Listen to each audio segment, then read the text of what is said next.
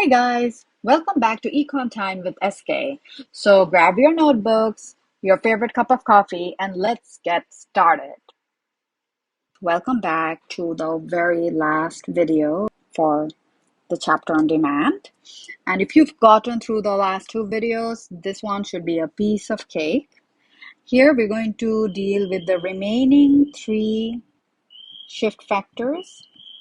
So we're going to be dealing with change in preferences, or we can say change in people's tastes or fashion. We're going to be dealing with change in the market size, and by that we mean change in the number of buyers.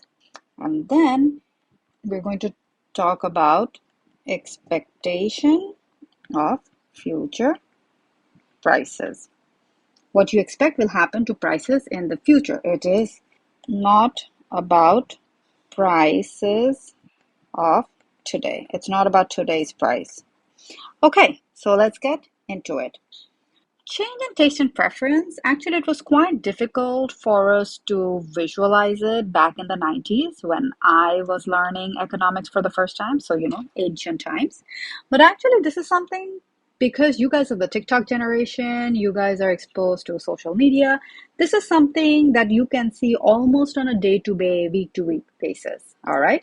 So, what are some examples? Okay, one example is, do you remember during COVID, everybody was very much into some sort of a special coffee? What was it? DeLonga or something? I can't even remember like how to pronounce it, but it was very hot at that time, right?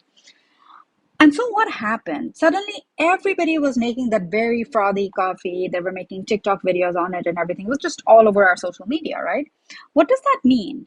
That it was this was a trend that was going on, and what that did was it of course impacted the market of instant coffee.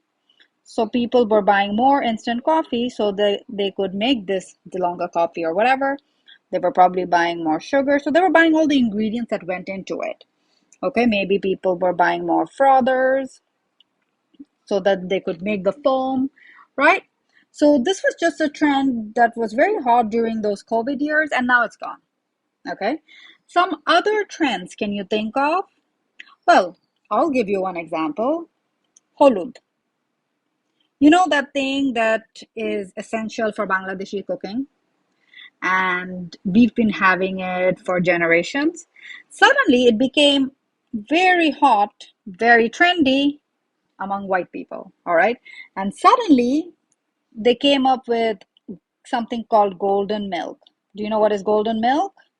It's just dudher modde হলুদ দিয়ে, they're selling it at fancy cafes for $4.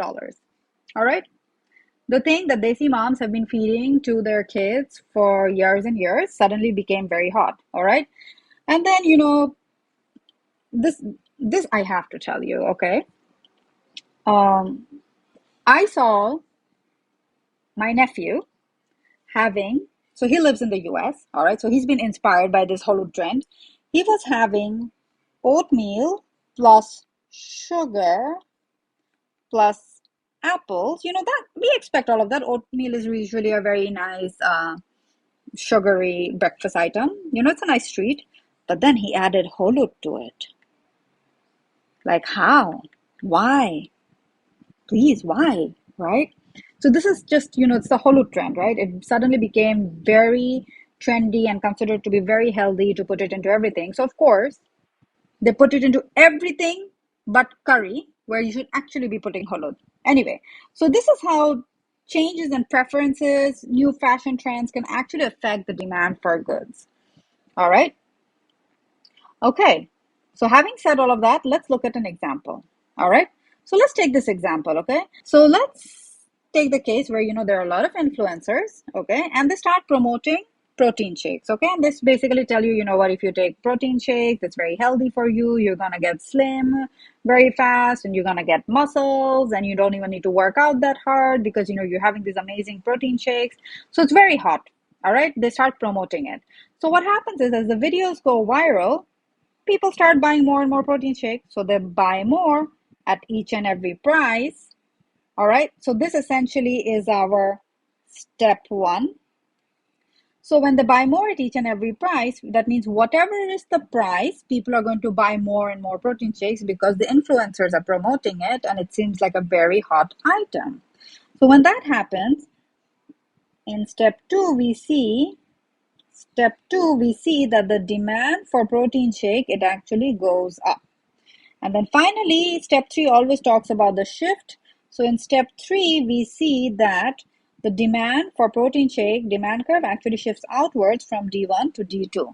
So that is exactly what this curve here is showing us, okay? Notice that we're showing, look, the price of the protein shake remains fixed, but people are now willing to buy. Before they were buying Q1 quantity, now they're willing to buy more because of their change in the preferences, because currently protein shakes are very hot and you're seeing it everywhere. All right, guys, I shall see you in the next video. Take care. Bye.